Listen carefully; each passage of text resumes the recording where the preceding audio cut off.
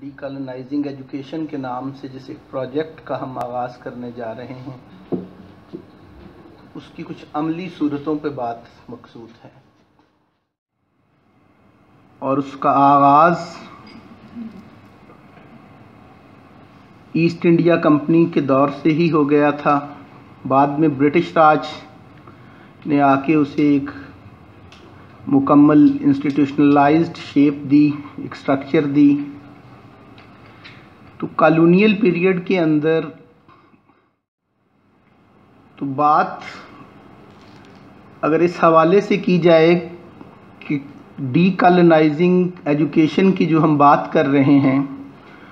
तो वो colonised construct थी क्या, वो कॉलोनियल कंस्ट्रक्शन ऑफ एजुकेशन थी क्या जिसको हम डी कॉलोनाइज करने जा रहे हैं। तो बात को ज़रा तवालत से बचाने के लिए हम बहुत ज़्यादा स्ट्रेट चीज़ों पे आके उसको डिस्कस करने की कोशिश करते हैं। तो कॉलोनियल कंस्ट्रक्शन ऑफ एजुकेशन जो थी उसके कॉलोनियल होना या उसकी जो एक इंस्टीट्यूशनल शक्ल बनी एजुकेशन की कॉलोनियल पीरियड के अंदर, उसमें जो सबसे अहम चीज़ थी वो यही थी कि एक बाकायदा मंसूबे के तहत, एक बाकायदा तसव्वुर के तहत, एक बाकायदा नज़रिए के तहत यहाँ पर एक जो तालीमी निज़ाम दिया गया पूरे का पूरा, और वो तालीमी निज़ाम जो था, इस किस्म का तालीमी निज़ाम जो कॉलोनियल पीरियड के अंदर एवॉल्व किया वो एक सियासी फ़ैसले के तौर पर किया गया। और उस सियासी फ़ैसले का एक तयन इस कॉलोनियल पीरियड के इब्तदा में ही हो गया कि किस किस्म का एक तालीमी निज़ाम होना चाहिए और किस किस्म के तालीमी निज़ाम में चीज़ों को ढालना है। उसका बुनियादी मकसद कॉलोनियल एजुकेशन की कंस्ट्रक्ट का वो यही था कि transformation of the Indian natives, Hindustan के जो मुकामी लोग हैं उनको ट्रांसफॉर्म करना, बुनियादी मकसद इस कॉलोनियल एजुकेशन का यही था। और कॉलोनियल एजुकेशन या कॉलोनाइज्ड एजुकेशन कहते ही इसको हैं कि एजुकेशन का कोई भी ऐसा मॉडल जिसके पीछे ये इंटेंशन मौजूद हो कि हम किसी किस्म की ट्रांसफॉर्मेशन के अमल से लोगों को गुजारना चाहते हैं, और उसके पीछे यकीनन कुछ पॉजिटिव चीज़ें मौजूद होती हैं कि मफाद आमा के लिए ऐसा कर रहे हैं, लोगों की बेहतरी के लिए, लोगों को सिविलाइज करने के लिए। तो एक पॉलिटिकल एजेंडा के तहत, एक सियासी मकसद के तहत यहाँ के नेटिव्स की ट्रांसफॉर्मेशन का जो एक अमल था वो पैदा करने के लिए एक पूरा निज़ाम जो वज़ा किया गया कॉलोनियल पीरियड के अंदर, उसको हम कॉलोनियल एजुकेशन कहते हैं। अब उस निज़ाम के पैदा होने की एक अपनी हिस्ट्री है, उसको हिस्टोरिसाइज भी किया जा सकता है। और उसका जो सबसे बड़ा मसला था, ऐसा क्यों हुआ, एजुकेशन की जो फॉर्मेशन कॉलोनियल पीरियड के अंदर पैदा हुई वो क्यों पैदा हुई, उसका अपना बैकग्राउंड क्या था और उसका एक तसलसल क्या था। उसका आगाज़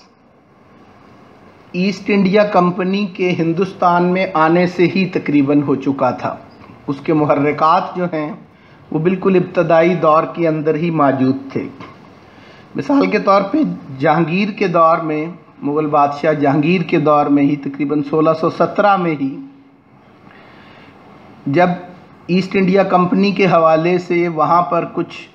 मराआत की दरख्वास्त लेके टॉमस रो गए जहांगीर के दरबार में, तो वहाँ पे उन्हें जो मुश्किलात दरपेश आई, उन्होंने अपने लेटर्स के अंदर पीछे बरतानिया में जो खतूत भेजे उसके अंदर उन मुश्किलात का ज़िक्र भी किया कि सबसे बड़ी दिक्कत जहांगीर के दरबार में जाके उन्हें جو پرابلم درپیش تھا وہ کیا تھا؟ وہ پرابلم یہ تھا کہ اب وہ مقامی زبان نہیں جانتے تھے، دربار کی زبان فارسی تھی، وہ نہیں جانتے تھے، تو جو مراعات وہ اپنی اس ٹریڈ کمپنی کے لیے، ایسٹ انڈیا کمپنی کے لیے لینا چاہتے تھے، اب اس حوالے سے وہاں دربار میں بات کرنے کے لیے انہیں ایک انٹرپریٹر کی ضرورت تھی، ایک ترجمان کی ضرورت تھی، اور وہاں پہ اپنی تجارت کے دوران اس قسم کے ترجمان اکثر وہ ڈھونڈتے رہتے اور اس کمیونیکیشن گیپ کو وہ اس سے ہی کور کرتے۔ تو ان ترجمانوں کے لیے انہوں نے اپنے لیٹرز کے اندر بھی مختلف نام استعمال کیے ہیں، دباشی کی اصطلاح بھی استعمال کی ہے، بروکر کی ٹرم، دلال کی ٹرم بھی استعمال کی ہے انہوں نے، وکیل کی اصطلاح بھی اسی کے لیے استعمال کی گئی، تو مختلف اخند کی ٹرم بھی اس کے لیے ہی استعمال کی گئی۔ تو یہ اپنے لیٹرز میں جو اصطلاحات انہوں نے اس مڈل مین اور اس بروکر کے لیے یوز کی، تو سب سے بڑی دقت ان کو یہ آئی جو انہوں نے اپنی سٹیٹمنٹ میں لکھی تھامس رو نے، کہ اب دربار کے اندر جو ایک کمیونیکیشن گیپ فل کرنے کے لیے جو بروکر درمیان میں ہوتا تھا، ہوتا یہ تھا کہ وہ اپنی مرضی سے کوئی آگے بات کرتا تھا، ان کی پوری بات کو آگے کنوے نہیں کرتا تھا، اور بادشاہ سے بھی ان کی مرضی کے مطابق نہیں بلکہ اپنی مرضی کے مطابق فرمان حاصل کرتا تھا۔ اس کی ایک میں بہت انٹرسٹنگ مثال آپ کے سامنے رکھتا ہوں کہ یہ ایون اس دور میں بھی نہیں، جدید دور میں بھی انٹرپریٹرز کے حوالے سے یہ مسائل رہے۔ میری ایک استاد ہسٹری ڈپارٹمنٹ میں، رضا الحق شاہ صاحب کسی دور میں، تو وہ ٹرکش لینگویج کے بھی ہیڈ آف ڈپارٹمنٹ تھے پنجاب یونیورسٹی میں۔ تو ایوب خان جب ٹرکی گئے تو وہ انٹرپریٹر کے طور پہ ان کے ساتھ گئے، تو صدر مملکت کے ساتھ وہاں گئے، تو عصمت انونو اس وقت وہاں پہ تھے، تو اب ان کا یہ بتانا تھا کہ اب ایوب کچھ چیزیں ان سے پوچھ رہا تھا تو میں ایوب خان کی ہوئی باتیں پوچھنے سے پہلے جو میرے اپنے دل میں تھی وہ پوچھ رہا تھا ان سے۔ تو میں نے ان سے جاتے ہی پہلا سوال یہ کیا کہ آپ عصمت انونو ہیں، میں تو یہی سمجھتا رہا کہ وہ کوئی خاتون ہے شاید عصمت انونو۔ تو وہ کہتے ہیں کہ وہ ایوب خان کو بھی جو جوابات وہ دیتے رہے میں اپنی مرضی کے ہی بتاتا رہا۔ تو انٹرپریٹیشن کے حوالے سے اس قسم کے پرابلمز آتے ہیں، ابھی بھی جدید دور میں بھی ایون یہ مسائل موجود ہیں۔ تو تھامس رو کو بھی مسئلہ یہی درپیش تھا کہ یہ انٹرپریٹرز جو ہیں، یہ جو مڈل مین ہیں، وہ ایکسپلائٹ کر رہے ہیں درمیان میں۔ تو وہ انہیں ایک سینکشن مل بھی گئی، مراعات مل بھی گئی جہانگیر سے، لیکن وہ جو اپنی مرضی کی چاہتے تھے اس سے کچھ ہٹ کے وہ بروکر کی انٹینشن اس میں شامل تھی، اس کی مرضی کی وہ زیادہ سیٹلمنٹ ہو سکی ایک۔ تو انہوں نے اپنا سب سے بڑا مسئلہ یہی بتایا ایسٹ انڈیا کمپنی والوں نے پیچھے برطانیہ کے اندر اپنے جو آفیسرز تھے کہ ہمیں یہ دقت بہت آتی ہے انٹرپریٹیشن کے معاملے میں، ہمیں ایکسپلائٹ کیا جاتا ہے، مڈل مین، بروکر، دباشی، اخند، وکیل، یہ ایکسپلائٹ کرتا ہے۔ تو یوں سمجھ لیں کہ انگلستان والوں کا، ایسٹ انڈیا کمپنی کا بنیادی مسئلہ یہی تھا۔ اس ایک مسئلے کو سیدھا کرنے کے لیے انہوں نے یہاں پہ ایک پورا ایجوکیشن سسٹم دے دیا۔ تو اس مسئلے کے پیچھے ایک انٹینشن جو ہے وہ معاشی تھی، ان کے اپنے معاشی مفادات تھے، اپنی بزنس، اپنی ٹریڈ، اس کے لیے جو انہوں نے وہاں پہ سہولتیں انہیں اس ملک میں چاہیے تھیں، یہی آگے پھیلتی رہی، یہی ایشو، اور سارے کا سارا ایجوکیشن سسٹم جو تھا وہ ہمارا ایسٹ انڈیا کمپنی کے دور میں بھی، برٹش راج کے دور کے اندر بھی، جس کو ہم کالونیل پیریڈ کی ایجوکیشنل کنسٹرکٹ کہہ رہے ہیں یا ایجوکیشنل فارمیشن کہہ رہے ہیں، اس کے پیچھے بنیاد یہی تھی کہ issue of broker, issue of middle man اور ایشو آف انٹرپریٹیشن، اس کے حل وہ ڈھونڈتے رہے۔ اسی کو حل کرنے کے لیے یہاں کے لوگوں کو انہوں نے ایک مخصوص طرز کی تعلیم دینے کا بھی پلان کیا۔ اس کا پہلا حل پھر انہوں نے یہ کیا کہ 1765 کے بعد سے لے کر تقریباً 1790 کے دوران ایسٹ انڈیا کمپنی کے کچھ آفیسرز کے اندر یہ ٹرینڈ پیدا ہوا کہ کیوں نہ یہ انٹرپریٹر سے جان چھڑانے کے لیے وہ دو تین طرح کے انٹرپریٹر درمیان میں ڈالتے۔ उस लोकल ब्रोकर से बचने के लिए। तो पोर्चुगीज से आए हुए कुछ लोग वहाँ साहिलों पे वो भी तजारत कर रहे थे, तो कई दफ़ा उनको दरमियान में पकड़ते, उनकी ज़ुबान आगे कुछ वो समझते थे, वो किसी की ज़ुबान समझते हैं, 2-3 लिंक्स डाल के वो काम अपना सीधा कर रहे थे।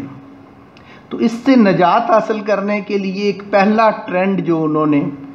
उन ऑफिसर्स के अंदर आया, कुछ लोगों ने हिम्मत की और यहाँ की लोकल लैंग्वेजेस वो सीखने की कोशिश शुरू कर दी।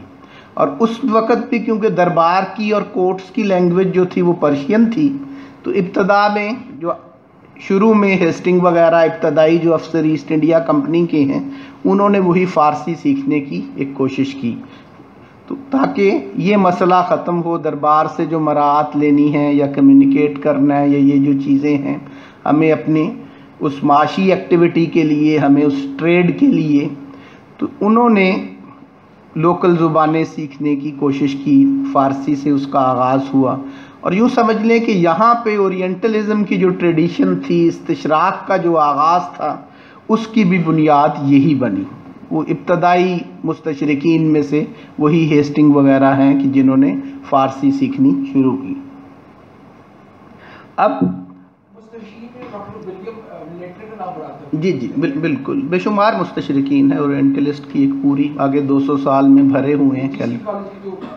जी उनकी आगे बात करूंगा मैं, उन्हीं पे ही लाऊंगा। तो हेस्टिंग्स के दौर में कुछ लोगों ने, और वो भी अभी थोड़े लोग थे जिन्होंने लोकल ज़ुबानें सीखनी शुरू की। अब वो लोकल ज़ुबानें सीख रहे थे और उन्होंने कोई तालीम का भी बंदोबस्त, एक स्ट्रेटजी उनकी ईस्ट इंडिया कंपनी के ऑफिसर्स की ये थी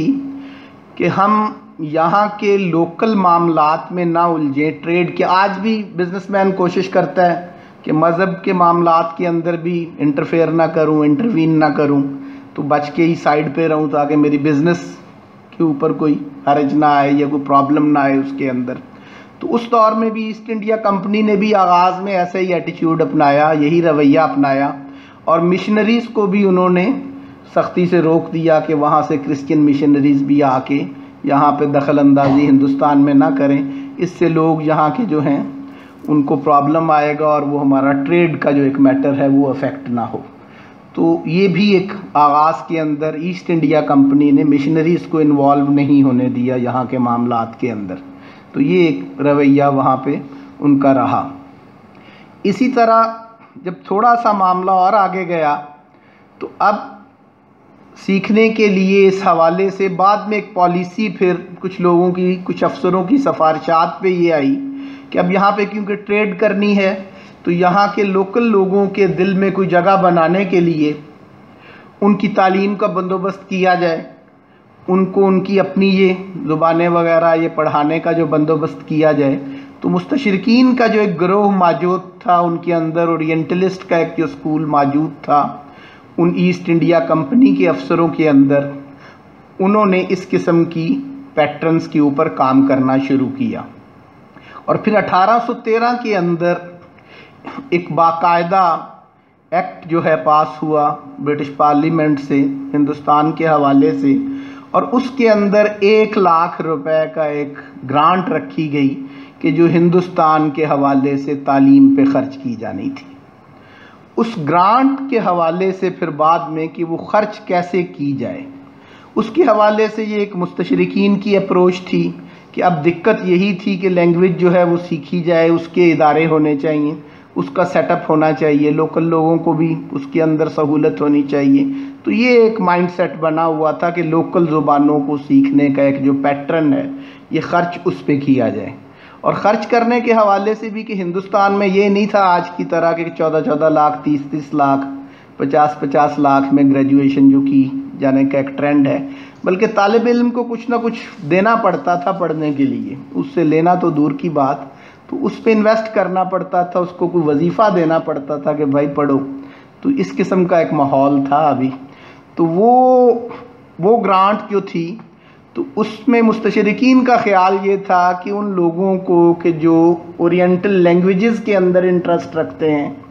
मशरक़ी ज़ुबानों के अंदर इंटरेस्ट रखते हैं, तो تو یہ ان کے وظائف اس میں سے مقرر کیے جائیں، انہیں اسکالرشپس دیے جائیں تاکہ وہ اپنی ان زبانوں کے اندر عبور حاصل کریں۔ تو یہ ایک پرپوزل تھی، اور اب وہ گرانٹ جو ہے اسی پہ ہی خرچ ہونی تھی۔ ایسے میں ہی اس کمیٹی کو جو بنائی گئی پہلی اس حوالے سے، وہ 10 رکنی ایک کمیٹی بنائی گئی، اور اس کمیٹی کا نام جو رکھا گیا وہ کمیٹی فار پبلک انسٹرکشن اس کو کہا گیا، کہ یہ گرانٹ اب کیسے خرچ کرنی ہے، کہاں خرچ کرنی ہے، اس پہ اس کمیٹی نے اپنی پرپوزل دینی تھی۔ تو اس مستشرقین کا جو گروپ تھا، اس کے علاوہ ایک اور گروپ اس کمیٹی کے اندر پیدا ہوا اینجلیسس کا۔ ان کا خیال تھا کہ یہ مقامی زبانیں جو ہیں تعلیم، اس کے اندر لوگوں کے اوپر یہ گرانٹ اس پرپس سے خرچ کرنا یہ مناسب نہیں۔ ان کے خیال میں یہ اب آؤٹ ڈیٹڈ لینگویجز تھیں، اب ان لینگویجز کے اندر جو پڑھے ہوئے علوم ہیں ان کا کوئی فائدہ نہیں ہے، کم از کم ان کے پرپس کے لیے جو ان کا ایک ایمبیشن تھا اس حوالے سے اس کی کوئی افادیت نہیں، تو کیوں نہ انہیں انگریزی زبان کے اندر ہی تعلیم دی جائے، اور یہ فنڈنگ ہم جو ہے ان لوگوں کو کریں جو انگریزی کے اندر کچھ علوم حاصل کرنا چاہتے ہیں، جدید سائنس سیکھنا چاہتے ہیں۔ تو یہ ایک صورتحال تھی جو اس کمیٹی نے یہ مسئلہ سالو کرنا تھا۔ ایک بڑا مسئلہ تو یہ لینگویج کا تھا کہ کیا اورینٹل لینگویجز کی تعلیم دی جائے یا انگریزی کی تعلیم دی جائے، اور یہ گرانٹ انگریزی پڑھنے والوں پہ خرچ کی جائے یا اورینٹل لینگویجز کے حوالے سے اس کو استعمال کیا جائے۔ دوسرا ایک بڑا ایشو یہ تھا کہ آگے وہ تعلیم جو ہے وہ کیا پوری کی پوری جو تعلیم کا پیٹرن آگے وضع کیا جائے وہ ساری کی ساری ہندوستانی عوام کو تعلیم دینی چاہیے، یا ایک اور اس کے حوالے سے تھیری اس وقت آئی، ایک اور نظریہ بھی سامنے آیا کہ جس کو ڈاؤن ورڈ انفلٹریشن کا نام دیا گیا، کہ ساری ہندوستانی عوام کو تعلیم دینا، لاکھ روپیہ فنڈ ہے، اس فنڈنگ سے کتنا کچھ ہم کر لیں گے، تو کیوں نہ یہ کیا جائے کہ ایک مخصوص سا طبقہ اس کو ایجوکیٹ کیا جائے اور وہ ہماری ضرورت پوری کرے گا، وہی ہمارے اور اس پوری کی پوری انڈین کمیونٹی کے درمیان ایک بروکر اور ایک مڈل مین کا کام وہی لوگ کرتے رہیں گے۔ تو وہ مڈل مینز کی ایک جنریشن جو پیچھے ایک مڈل مین کی انہیں کوفت تھی، تنگی تھی، تو یہ مڈل مینز کو انہوں نے سالو کرنے کے لیے کہ وہ پڑھے لکھے مڈل مینز جو ان کی بات کو بھی سمجھتے ہوں، ان کی بات کو آگے ہندوستانی عوام کو جن پہ انہوں نے رول کرنا تھا ان کو بھی کنوے کر سکیں۔ ابھی تو رول کرنے کا ایشو نہیں تھا، ابھی تو ٹریڈ کا ایشو ہی تھا، آگے چل کے وہ ان پہ رول کرنے کا وہ ان کے کالونائزر بن رہے تھے، تو ان کے ساتھ جو ایک ڈیلنگ ہے اس میں ایک مڈل مین انہیں چاہیے تھا۔ تو ایجوکیشن کا ایک پرپز انہوں نے یہ سیٹ کیا کہ ساروں کو اپنی بات سمجھانے کی بجائے کچھ ایسے ہوں جو ہماری بات سمجھتے ہوں اور آگے وہ ماسز کو، پبلک کو کنوے کر دیں۔ تو اس کمیٹی کے حوالے سے پھر ایک جو کنکلیوڈ ہوا یہ ایشو، وہ ہے معروف جو منٹ کہا جاتا ہے، میکالے کا منٹ جس کو کہا جاتا ہے، اور جس کو بنیاد سمجھا جاتا ہے جس دستاویز کو کہ آگے چل کے وہ پورے ہندوستان کے نظام تعلیم کی بنیاد بنی، یا پوری کی پوری اس 200 سالہ تہذیب کی بنیاد بھی جس کو کہا جاتا ہے، اور ہمارے ہاں ایجوکیشن کی جو ایک فارمیشن ڈیولپ ہوئی، کالونیل فارمیشن جس کو ہم کہہ رہے ہیں، تو اس کی ایک بنیادی ڈاکیومنٹ ہم اسی کو کہہ رہے ہیں۔ تو میکالے صاحب کا جو اپنا ویو تھا وہ یہی تھا کہ اس پہ تو انہوں نے اتفاق کر لیا کہ ٹھیک ہے، پبلک کو، عوام کو، سب کو تعلیم دینے کی بجائے یہ صرف مڈل مین پیدا کرنے کا جو ایک کانسیپٹ ہے، تو ڈاؤن ورڈ انفلٹریشن کے اوپر اتفاق ہو گیا اس کمیٹی کے اندر۔ جو دوسرا ایشو تھا کہ اب مستشرقین اور اینجلسس کی جو ڈیبیٹ تھی، اب جو مستشرقین تھے ان کے اندر بھی دو گروپ تھے مزید۔ ایک تو کہتے تھے کہ کلاسیکل انڈین لینگویجز کے اوپر خرچہ کرنا چاہیے، یہ گرانٹ اس پہ لگانی چاہیے، وہ عربی اور سنسکرت کے اوپر اور پرشین کے اوپر، ان زبانوں کو پڑھانے کے لیے گرانٹ دینی چاہیے۔ تو انہی اورینٹلسٹ میں ایک گروپ تھا، وہ کہتے تھے کہ نہیں، یہ کیونکہ لنگوا فرانکا جو یہاں کی ہیں اور ورنیکولر لینگویجز جو ہیں، دیسی زبانیں یہاں کی جو لوکل زبانیں ہیں، تو ان کو پڑھنے والوں کو ان کو گرانٹ دینی چاہیے۔ تو اورینٹلسٹ کے اندر بھی اپنی یہ دو اپروچز موجود تھیں وہاں پر۔ لیکن وہ میکالے کی جو ایک سپیچ تھی وہاں پہ کمیٹی کے سامنے منٹ کی صورت میں جو پبلش بھی ہوئی، اس میں اس نے جو اپنا ایک آرگومنٹ دیا، اور اس کے اوپر ہی وہ ایک دو جو اس کے بڑے ان ڈیبیٹ رہتے ہیں ہر وقت، جو اس کی سٹیٹمنٹس، اور کبھی کہا جاتا ہے کہ اس منٹ کا حصہ تھے ہی نہیں، اور اس قسم کی ڈیبیٹس بھی اس پہ ہوتی ہیں۔ تو ان میں سے دو چیزیں اہم تھی، ایک تو یہی کہ جس کے بارے میں کہا گیا، میکالے نے کہا کہ ایسے لوگوں کی ایک جنریشن پیدا کرنی ہے کہ جو اپنے رنگ اور نسل میں تو دیسی ہی ہوں، لیکن اپنے ذوق کے اندر، اپنے ٹیسٹ کے اندر، اپنے رویوں کے اندر وہ انگریز بن چکے ہوں۔ تو وہ مسٹر براؤن کا ایک جو کانسیپٹ موجود تھا، وہ دیسی انگریزوں کا جو ایک کانسیپٹ تھا، تو وہ پیدا کرنے کی کوشش کرنی چاہیے، اور اس کے لیے ایک پورا نظام تعلیم کے حوالے سے گرانٹ وہاں پہ انویسٹ کرنی چاہیے، اور پورا نظام تعلیم ایسے مڈل مین پیدا کرنے کے لیے وضع کرنا چاہیے۔ اور میکالے کی یہ بات ہی پھر تسلیم کی گئی۔ اور دوسری سٹیٹمنٹ جو کریٹیکل میکالے نے اس منٹ کے اندر جو دی، وہ یہ تھی، ایک بہت معروف فقرہ اس کا، کہ یہ ورنیکولر اور یہ جو اورینٹل لینگویجز تھیں ساری کی ساری، کہ ان مقامی زبانوں اور ان کلاسیکل لوکل لینگویجز جو تھیں، ان کے حوالے سے میکالے کی یہ سٹیٹمنٹ کہ مغربی علوم کی لائبریری کی کسی ایک شیلف میں پڑی ہوئی کتابیں ان تمام زبانوں میں موجود علوم سے کہیں افضل ہے۔ یہ ایک سٹیٹمنٹ بھی اسی منٹ کے حوالے سے،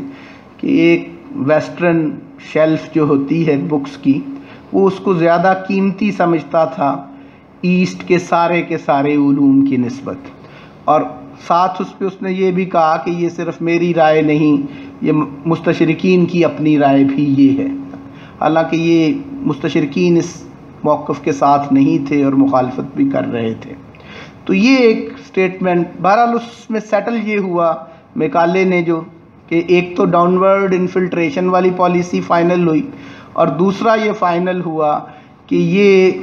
اینجلسس کی بات کو تسلیم کیا گیا کہ اس کی کوئی وقت نہیں ان علوم کی، اس تہذیب کی، اور اس میں پڑھے ہوئے علوم جتنے بھی ہیں، تو کیوں نہ انہیں انگریزی میں ہی تعلیم دی جائے، اور وہ گرانٹ انگلش پڑھنے والوں پہ ہی خرچ کی جائے۔ تو یہ وہ بنیادی لمحہ تھا جہاں پہ سمجھ لیں کہ وہ مڈل مین کو پیدا کرنے کی ایک کوشش جہانگیر کے دربار سے جو شروع ہوئی میکالے کے دور تک، تو وہ مڈل مین، وہ بروکر، وہ وکیل، وہ دباشی، وہ دلال، یہ ایک پوری ایک جو کنسٹرکٹ تھی، یہ اس ایجوکیشنل فارمیشن کا پرپس تھا کہ ان کو پیدا کرنا ہے۔ تو ایسٹ انڈیا کمپنی کے دور کے اندر بعد میں اس کے اوپر تنقید ہوئی، کلکتہ کے اندر 8000 انڈینز نے اس پہ احتجاج کر دیا، پھر اس گرانٹ کو کہا گیا کچھ بڑھا دیں اور اس میں سے کچھ اورینٹل لینگویجز کے لیے بھی وقف کر دیں اور انگریزی کے اوپر بھی یہ لگتی رہیں۔ یہاں پر پھر ایسے ادارے ہی بنے، گورنمنٹ کالج بنا ہے، میڈیکل کالج بنا ہے، کلکتہ جی یہ آگے جا کے بنے، اس کی بات کرتا ہوں میں۔ تو پیچھے جو ادارے انہوں نے بنائے وہ اورینٹلسٹ نہیں بنائے، گورنمنٹ کالج بھی شروع میں اورینٹلسٹ کی ایفرٹ سے ہی بنا، اس کی بھی بات تھوڑی سی ہم کر لیں گے۔ تو آگے جا کے اب صورتحال یہ ہوئی کہ اس کے بعد ایک اہم چیز جو تھی اس کالونیل ایجوکیشن کنسٹرکٹ کو بنانے والی، وہ 1854 کا وڈ کا ڈسپیچ تھا، تو وہ بھی بڑا اہم سمجھا جاتا ہے، اور اس کے حوالے سے کچھ دوبارہ چیزوں کو ریوائز کیا گیا، اور اس میں یہ پالیسی بھی طے کرنے کی کوشش کی گئی کہ ڈاؤن ورڈ انفلٹریشن کی بجائے اب یہ ساری کی ساری عوام کو ایجوکیٹ کرنے کی کوشش کی جائے، اور یہ پوری ہندوستانی کمیونٹی، ہندوستانی عوام جو ہے ان کو تعلیم دی جائے۔ اس قسم کی پالیسی اس وقت سامنے آئی کہ اب سب کو انفلٹریشن پالیسی کو چھوڑ کے ساروں کو ہی یہ تعلیم دی جائے۔ تو اب یہ ایک سٹرکچر جو سامنے آئی، آگے 1857 کی جنگ آزادی آ گئی۔